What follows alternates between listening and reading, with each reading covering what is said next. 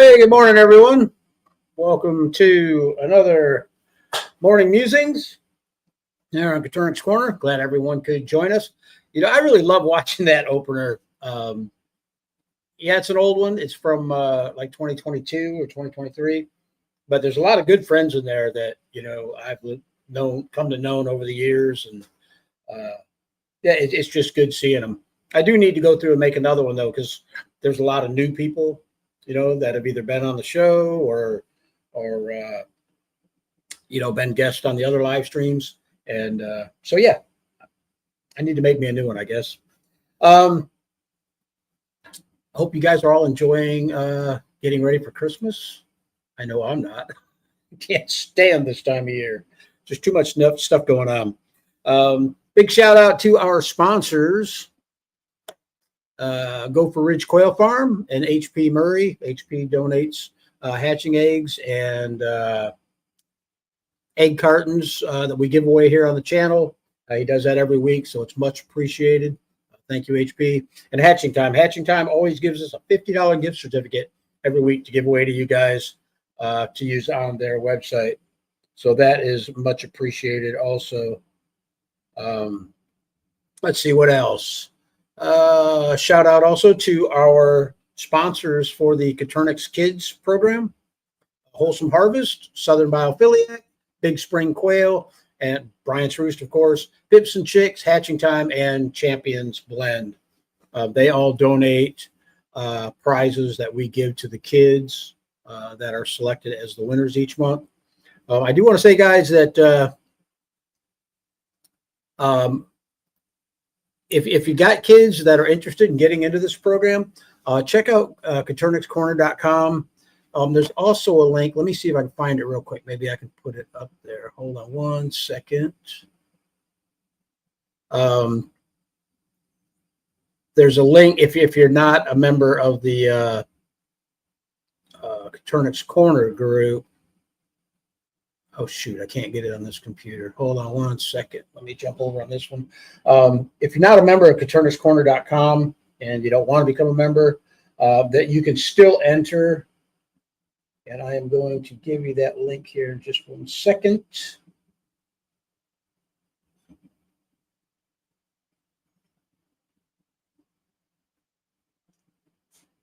All right, let me post this over in the chat room.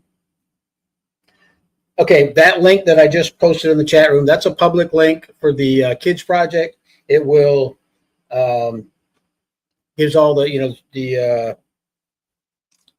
stipulations, you know, for the kids joining it and whatnot. So check that out. We're also going to, right now, it's the way it's set up. You have to go to be a member of coturnixcorner.com and upload their write-up to one of our groups over there. I want to try to come up with a way that if you don't want to be a member over at coturnixcorner.com, that you can upload it somewhere else, maybe Facebook or something. I don't know. We'll look into that. All right, let's see. Giveaways. As always, we're going to be doing the giveaways, a $50 Hatching Time gift certificate, a 30 count of eggs from HP Murray, and also occasionally when we give stuff away, people don't claim their prize. So what we're going to do, like last week, West Michigan Quail, Maury Straubel donated this tumbler to give away, and nobody claimed it. So we're going to give away this too. And what I want you guys to do, comment over in the chat room, either Hatching Time, Gopher Ridge, or West Michigan Quail, and we'll select from those names. If you've already won a giveaway, if you can refrain from entering, we're going to try to give it away to people that have not, you know, got a prize before. And I can't keep track or remember who's got them and who hasn't. So, yeah, if you haven't won anything and you want to, comment over in the chat room, Hatching Time, Gopher Ridge, or West Michigan Quail, and we'll consider you guys for prizes. Now, if it's a prize that you haven't won, like if you haven't won the $50 gift certificate, but you have won the hatching egg, that's fine. You can comment, you know, gift certificate. Okay, what else is going on here? I got something that I want to bring up that I'm looking for, having kind of a rough time finding.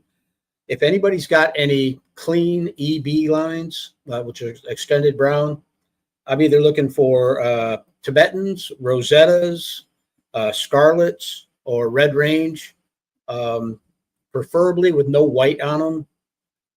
But if you do have them, please contact me. I've been looking for some. I had a few people, or I had one person send me some, and it wasn't exactly what I was looking for. So, yeah, if you do, just reach out and let me know, and I'd be happy to pay you for them. Also, I wanted to mention that Kansas City Quail over on the Facebook group page has the 12 days of Christmas giveaways that she does. You can check it out. It's over on Coturnix Corner Facebook group. And yeah, it's pretty neat. Naomi's been doing this for years, and every day she has a new prize. Basically, you just comment on the post and put your name in the hat for a giveaway. All right. The only other thing I want to mention before we jump into the chat room is the Tuesday live streams, the Coturnix Corner lives. I put them on hold again due to the fact that I'm having a really hard time of getting sponsors to commit not sponsors, I'm sorry, guests to commit to come on the show. And I don't know if it's just this time of year or what, but once I can get a few people lined up, we'll go ahead and start doing the live streams again over there. All right. I think that's about it out of me. Let's go ahead and jump in the chat room and see who all is in the house today.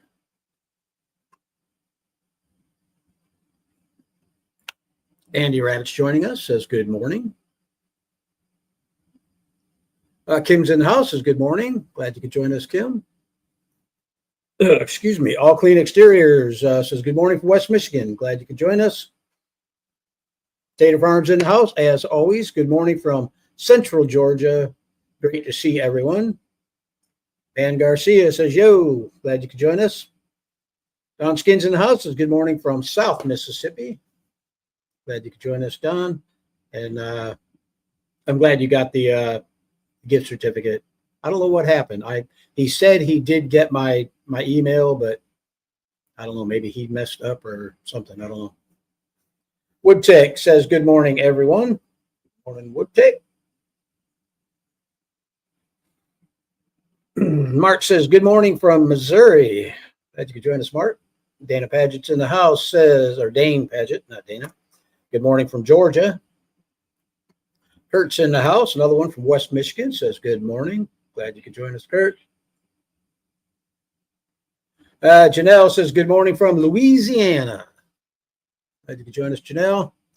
Homestead Matters says, happy Sunday from Eugene, Oregon. Hope y'all are doing well. Yeah, we're doing good here. I'm going to, as soon as I get done, I think I'm going to go out and work on my bees a little bit. I haven't been in the hives for a few weeks or a few months, so I need to get in there and check them guys out. Alan says, good morning from North Dakota. Tater Farm says, love seeing everyone's setups in the intro, always inspired.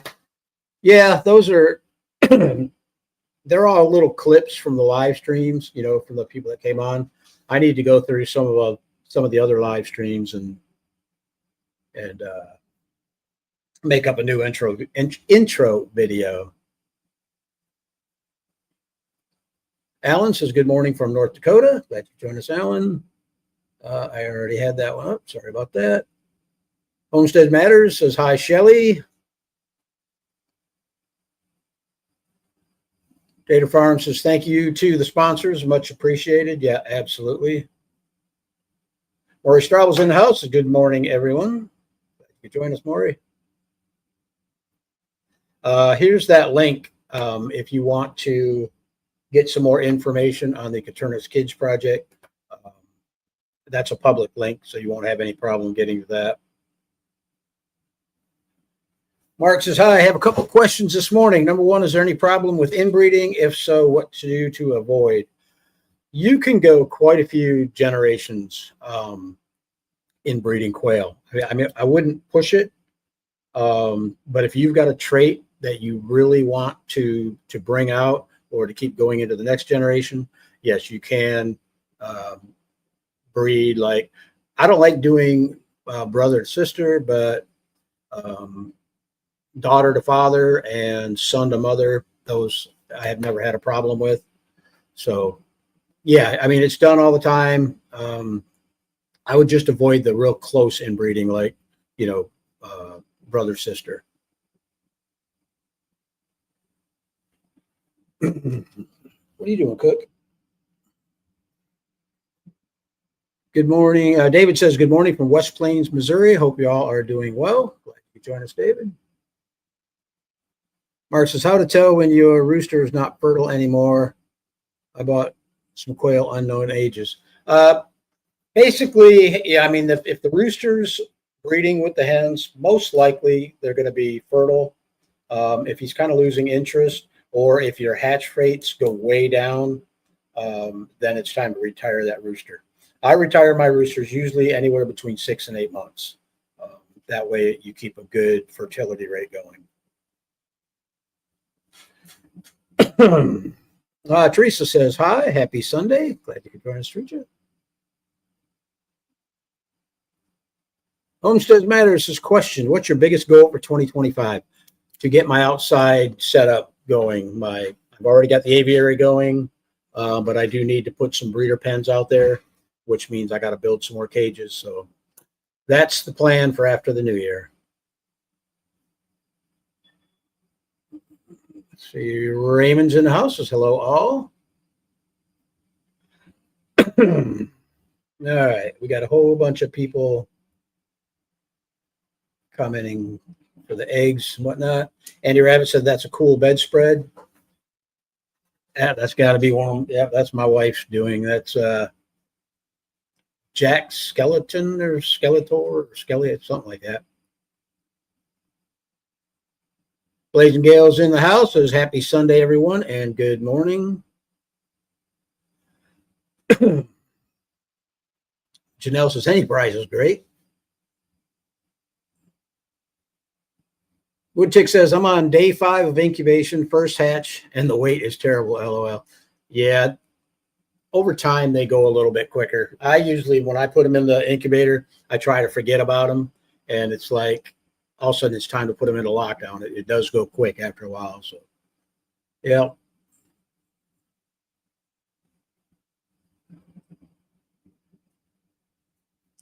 '57 Chevy says William White from Juneau, Alaska. Wow, that's cool. Glad you could join us. Van Garcia says, what size cage do you recommend for a breeder cage for 6 jumbos? 6 birds don't really need a whole lot of room. You could probably get by with something that's 20 inches deep by maybe 18 inches wide. That's half of what my cages on the channel are, of the cages I built, and I would easily put 6 jumbos in there.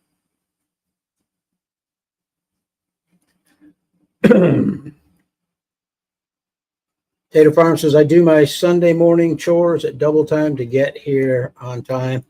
Always learn something from the lives. Cool.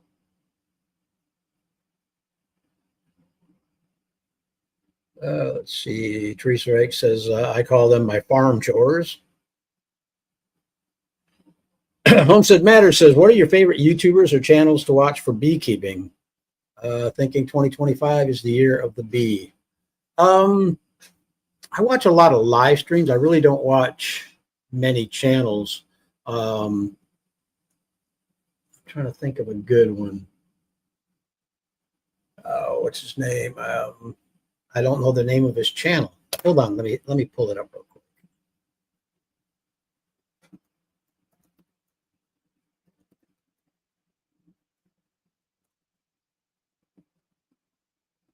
It is. Are you kidding me? Bob Benny, he's a real good one. Beekeeping Made Simple. If you're a newbie, she's a girl out there in Hawaii. She's got a lot of good information on her channel. BeeFit Beekeeping. It's a young lady out of Michigan. Her and her boyfriend, they do some pretty neat stuff. I've watched quite a few of their videos, so and there's a lot of interesting stuff. But Bob Binney is definitely one of the top channels. I mean, he's a commercial beekeeper, but he tells it like it is, you know, and he's really good. Let's see. Tony says, I've had enough with this little squirt bottle for my incubator, so I bought an aftermarket humidifier to install in my incubator. 146 spent at best, but my hatch rate is pitiful. Yeah, Tony, I'm not knowing, you know, what your situation is. I can tell you what I do. I don't put any water in the incubator at all for the first 14 days. And that's because here in Florida, my incubation or my humidity levels are about 30 to 35% without any water in the incubator. On lockdown, day 15, I'll go ahead and fill up the water tray, and that'll bring it up to about 65. And usually I get pretty decent hatches. So, yeah, I started a video, and I got to get it finished because we talk a lot about tweaking your incubator and getting your humidity levels where you want them, your temperature, whatnot, where you want them, and what to do if they're not exactly in the zone that you want. But I've been really lazy the past few months and haven't had a chance to edit that video. I need to get on that. But yeah, learn your incubator, find out. Like right now, I've got the air conditioner on in this room. I've also got an incubator in this room. And with no water in there, if the air conditioner is on for, say, more than an hour, the humidity is going to drop way down. And I already know that. But as soon as I shut the AC off, the humidity comes right back up where I want it, 30 to 35%. So, yeah, just the biggest thing is to learn your incubator, get to know where it runs under certain conditions, you know, like rainy seasons in Florida in the summer, 100% humidity. I don't need water half the time through the entire incubation process. So. All right, where are we at here? Woodtick says, at Homestead Matters, my hatches between Christmas and New Year's, I'll be to buy hover them strategically planned. Oh, hover over them. Okay, cool. Tony says, love the hatching eggs. Redbeard Rebel. I like that name. My quail are about 9 weeks. When should I expect some eggs from Louisiana? That depends. If you've got supplemental lighting on them right now, you know, supplying 14 to 16 hours of light, they should start laying anytime. If you're just going by natural daylight, it could take to late spring before they start laying.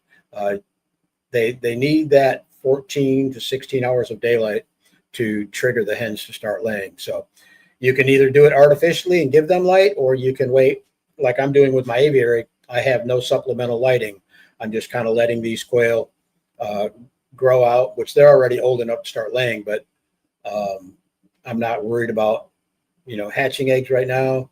And it would be nice to get some eating eggs, but I'm letting the birds kind of naturally come into lay. Mark says, thanks for the great information. This is our first year raising quail. Just want to do it right. No problem, Mark. There's a lot of great information on the channel here and on other quail channels. All I can say is soak up as much of that information as you can, and that will, you know, hopefully give you a better results, you know, getting started with quail. Let's see. Teresa says, my first hatch was zeros, had 27 on my second. Yep, that happens sometimes. Question, Terry, after using them a bunch, do you still recommend your hanging all-wire cages for grow outs? Absolutely. The all-wire cages work great. One thing is they're very easy to keep clean because there's no wood framing on it, which tends to build up the manure and, you know, gives it a place to stick to and whatnot. So yeah, the all-wire cages, I loved them. I can't use them now in the situation I'm in because I've got to put my birds outside, which means I've got to build cages that are predator proof and weatherproof, as far as the heat and the rain and stuff for here in Florida.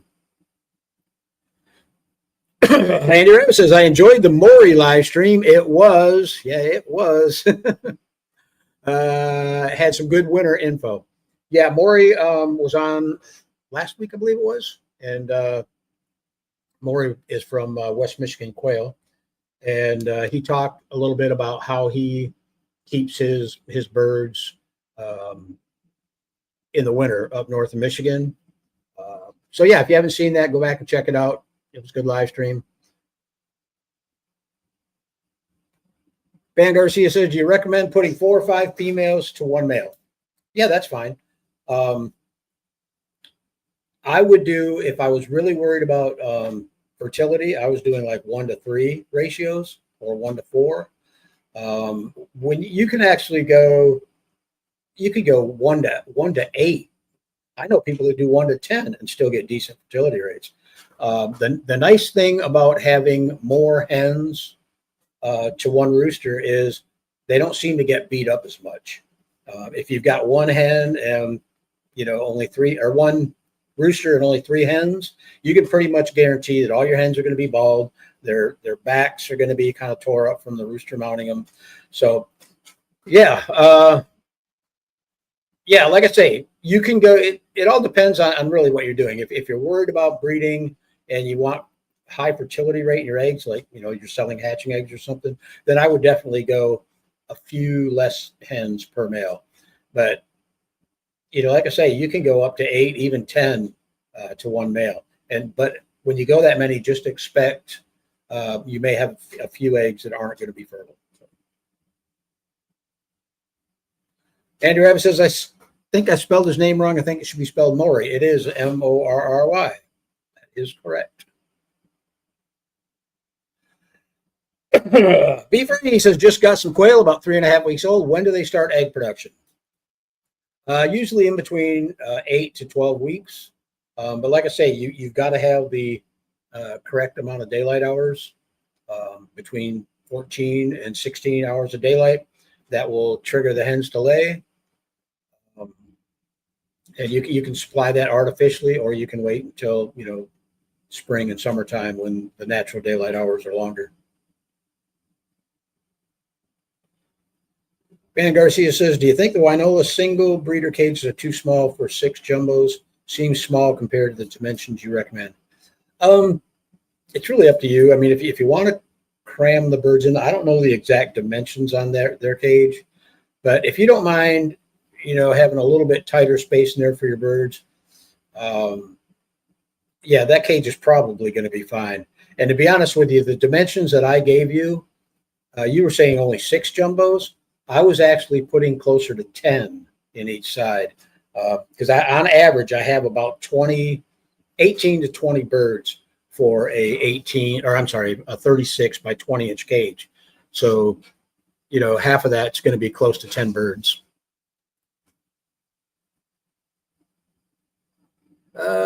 Be Free says, I know they're too young right now. Yeah, like I say, anywhere between 8 and 12 weeks, they should start laying if they've got enough daylight hours. Tony Nash says, go for Ridge. Go for Ridge. I love the way you spelled it. I love the brooder board I got from them. Cool. Hash Slinging Hasher says, what up, big fam? I'm going to try to hatch eggs that have been in my fridge for a little over a year now.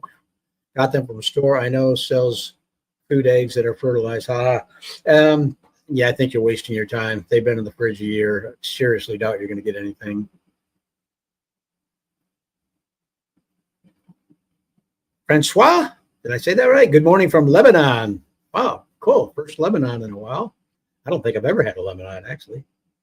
Glad you could join us. Redbeard Rebel says, I've got 14 birds. 3 of them are male. Is that a good ratio? To be honest with you, yeah, if you're worried about fertility, yeah, that would be okay. But I would probably pull one of the roosters. That way you won't have to worry about the roosters wanting to fight due to territoriality or wanting to own all the hens. But one rooster to 7 birds is fine. So I would pull one of your roosters out and keep him as a backup, maybe. Allie says, good morning from England. Glad you could join us, Allie. And that's a cool little tree frog you got there on your poison arrow frog, I think that is. Are Chimuka too small? Are you talking about the Chimuka cages? If so, I've used them for years and never had any issues. A lot of people don't like them. A lot of people think that quail need more room than that. But in a single unit, there's 3 units on the cage. In a single unit, I was putting 1-3 or 1-4 ratio and never had a problem. It's always worked out good. Some people, like to give their birds more room. There's a lot of people that say they need to be packed in tighter. That's going to alleviate some aggression. But it's really up to you. If you're fine putting, 4 or 5 birds in each unit, then yeah, that's fine. Raymond says, is it real hard to wait, especially when you have traits in those eggs you've been waiting for? 103 eggs in lockdown last night. Yeah, I got to where I forget about them. I throw them in the incubator and I just walk away. And I usually will set on my computer, I'll set on the calendar what day they go into lockdown, and I get a notice from my computer on lockdown day. I did have one time though that I didn't go on my computer that day and they were supposed to go into lockdown, and I didn't put them in lockdown, and they ended up hatching out in the turners, which I felt really stupid doing that. My aviary is 16 foot long and 7 foot wide. That's a good size aviary. Are you talking feet? That's a really good aviary. Mine is 8 by 12, or no, 10 by 12. And I've only got 20 birds in it now, but I figure I could put 100 birds in there if I wanted. Raymond says, I do 15 hens and 3 roosters in a 2x4 cage and have very good fertility. Yeah, I would imagine you would. That's a 1-to-5 ratio. So I imagine you would.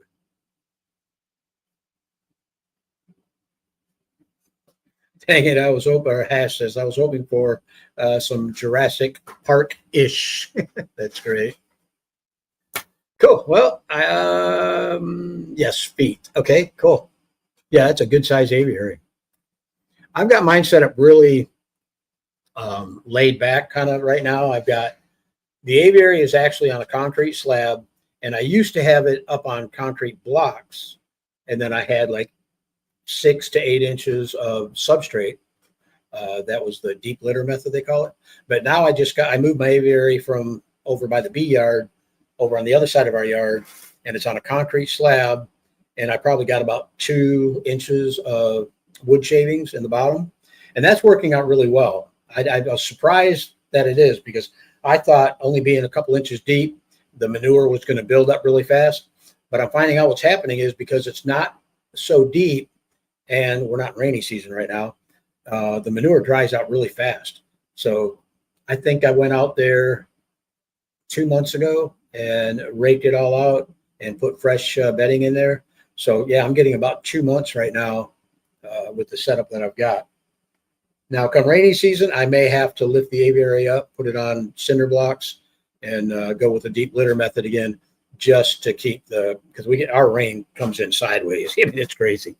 So I may have to do that, but we'll see. Andy says, I've had a few hatches that have hatched in the turner. Yeah, it seems like I know some people that hatch in the turner all the time. They just shut the turner off, but I didn't like it because obviously I forgot to shut the turner off, and I had a couple chicks got their neck stuck in between the rails as it was turning. It didn't kill them, but I felt really bad when I opened up the incubator and saw them like that. Teresa says, I'm building a 9 foot by 5.5 foot aviary. Cool. Yeah, that'll be a nice size aviary. All right, we are down to the bottom of the list. And I probably should make this a short one. I've got to go out, guys, and dropped the transfer case in my truck. I've got a bad seal on it. It's the input shaft seal, and it's leaking fluid from the transmission into the transfer case.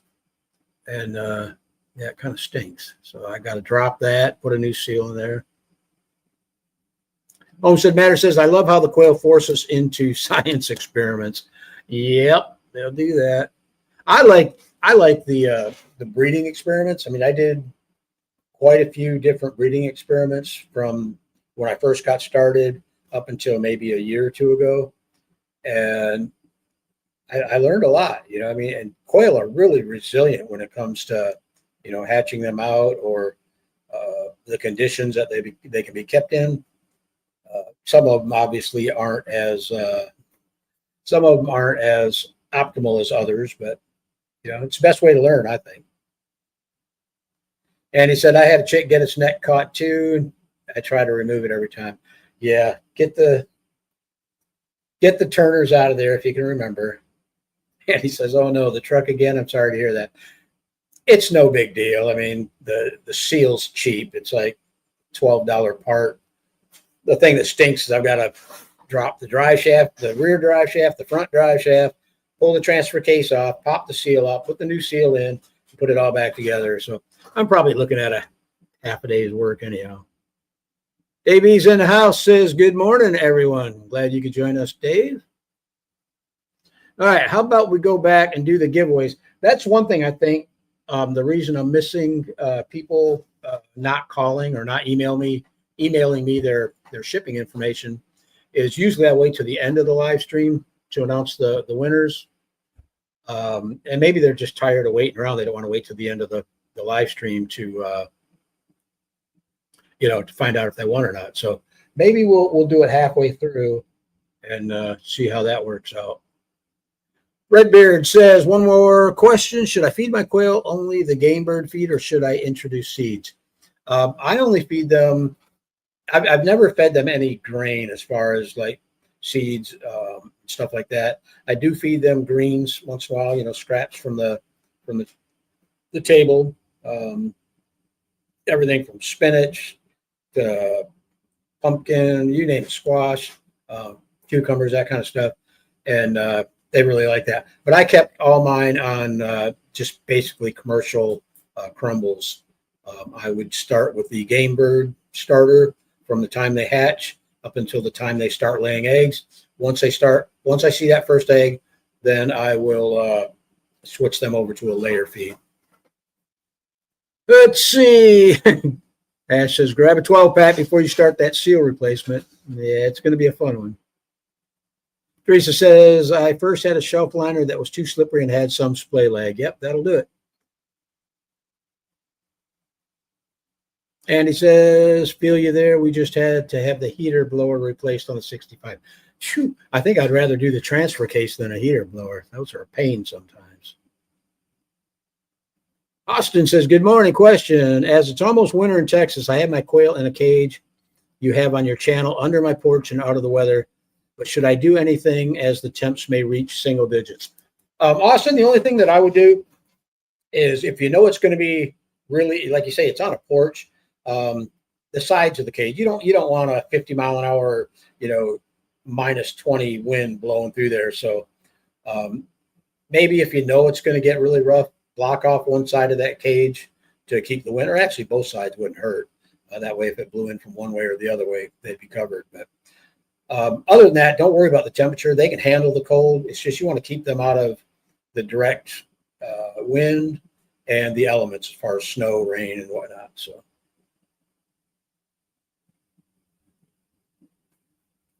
Van Garcia says someone should work on Dalmatian coat Coturnix, black dots on white. Well, they do have Splash that kind of looks a little like that. I don't know. Interesting. Somebody's always working on something. Dave says, how are your chicks coming along, Terry? The chicks are grown. They're pretty much adults now. And, well, the last set of chicks, I don't know which ones you were talking about. The ones in the aviary are grown. The last batch that I hatched out, I sold all of them. They weren't exactly the color I was looking for. And I've got a guy local here that will take them, or a feed store that I run them down to.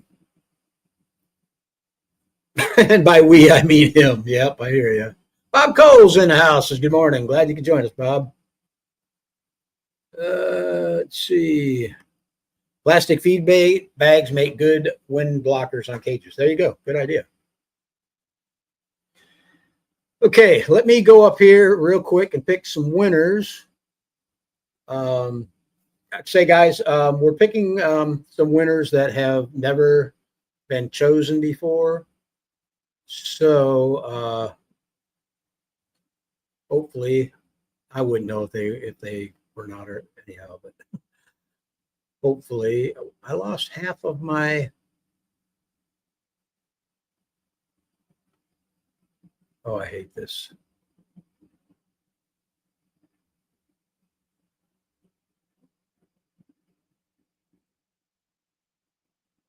All clean exteriors. You're going to get the tumbler.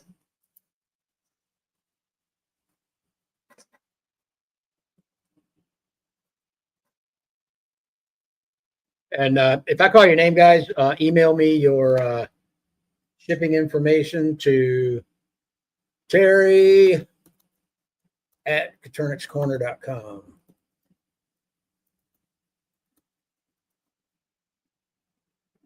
And I just put it in the chat room there.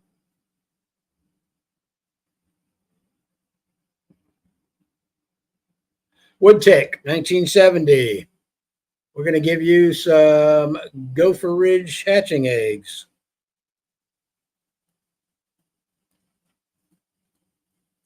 And make sure you guys give me your name. If you don't use your name as your handle here on YouTube, like Woodtick, make sure you mention Woodtick and your name, so I know that you are. I know who's who. Kim M, you're going to get the $50 Hatching Time gift certificate. All right. Let me go back down here and see if anybody else has commented. Yeah, Bob Cole says tap the thumbs up, guys. You can do that. Wow. Pretty sorry. We only got 2 people. Oh, now we're up to 14. Yeah, tap that thumbs up, guys. Kind of helps with the algorithm on YouTube. All right. My Shepherd Crew's in the house says, hello. Hello. Glad you could join us. Francois says, why my quail waste? I keep them gallon always wet. How to make it dry? It's 4 months and still wet. Okay, are you talking about your feed? Your feed is wet? Francois, I don't really understand your question. I don't understand why your feed would be wet unless you're fermenting it, if that's what we're talking about here. If you could be a little bit more descriptive about what you're talking about, I'll hold on here a second and see if you comment. Tater Farm says, congrats to the winners.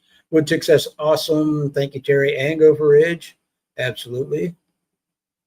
We're going to give away 2 guys probably next week. HP's got those jumbo egg cartons.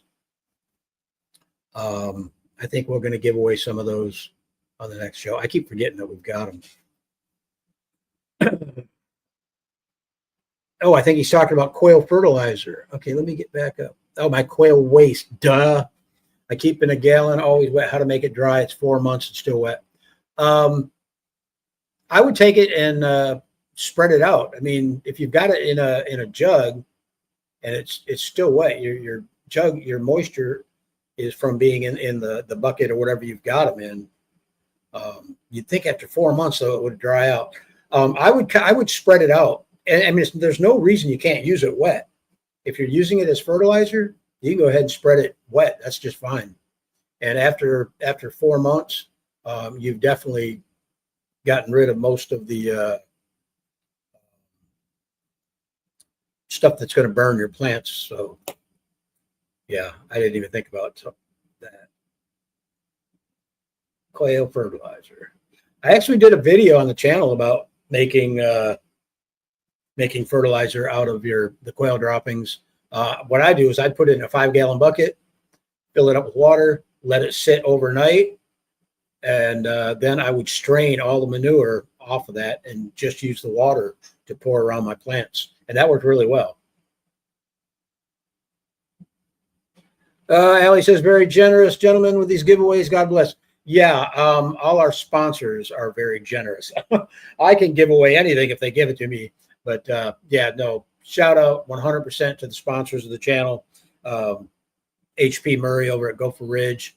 Like I said, every week he's donating hatching eggs to give away. Hatching Time, they've been around with the channel for about 4 years now. And they're always giving us, you know, the $50 gift certificates, and they support the Coturnix kids with a cage that they give to the kids. So yeah.